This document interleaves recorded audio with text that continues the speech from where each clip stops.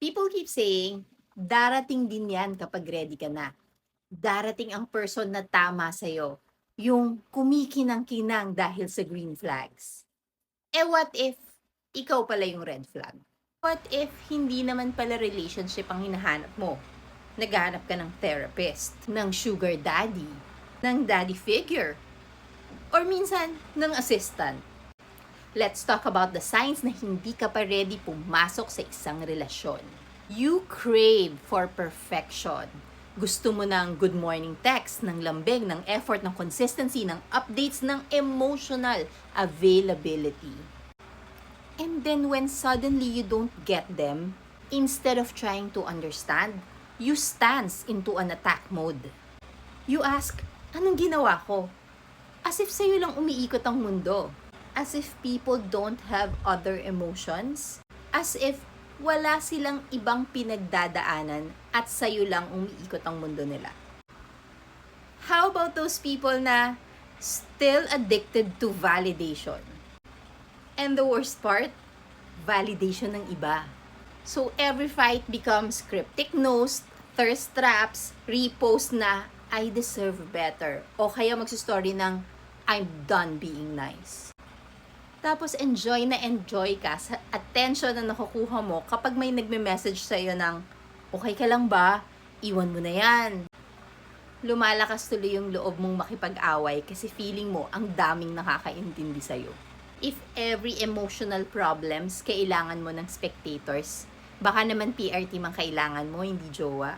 Etong pangatlo, you think nonchalant means emotionally unavailable. Ang daming ganito ngayon. Yung proud na proud sa ganito lang talaga ako, hindi ako sweet, hindi ako expressive.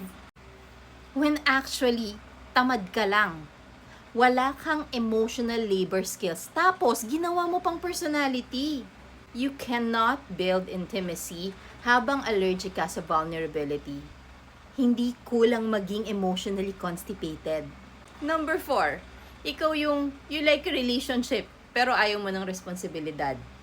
Relationship is hard work. Gusto mo may dates, pictures, cuddles, tapos matching wallpapers, tapos may hard lunch, tapos yung pangalan nyo nakalagay, my baby. Pero kapag pumasok na yung conflict, kailangan mag-compromise, kailangan may accountability, o kaya yung mga kailangan ng difficult conversations, biglang nagbabago, biglang I'm protecting my peace. Magkaiba ang comfort sa emotional growth. Etong number 5, medyo sensitive. You weaponize trauma in every argument. Trauma is very real. Pero maniwala kayo, some people turn this into a battle pass excuse pack. Ganito ako because of trauma. Nag-cheat ako kasi na-trauma na ako before. Hindi ako nakareply kasi may trauma ako. Trauma does explain behavior, but it does not excuse repeated destruction. Healing is your responsibility.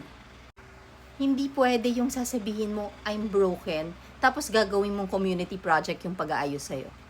Number 6, you are obsessed with winning in the relationship. Hindi ka pwedeng matalo. Kailangan mas habulin ka, mas obsessed siya, mas lamang ka, mas takot siyang mawala ka.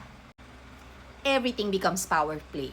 Sino ang unang mag-chat? Sino ang unang magsusorry? Number 7, you still compare your relationship to social media. Eto na yung mga social standards. Tingnan mo sila. Bakit sila ganito? Bakit hindi tayo aesthetic? Sabi sa TikTok ganito. You want someone na flex-worthy. Kailangan pati yung holding hands nyo naka-vintage filter. Tapos may caption, slow mornings with you.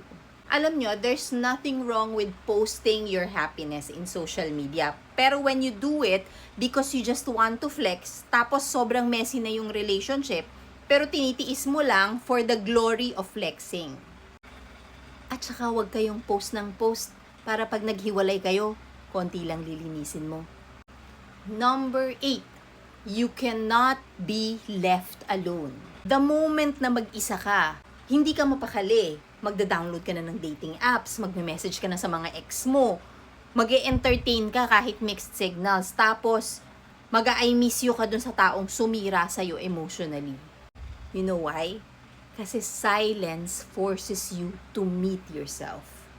And some people would rather date chaos than sit alone with themselves. Getting to know yourself is one of the most important aspect of having a healthy relationship.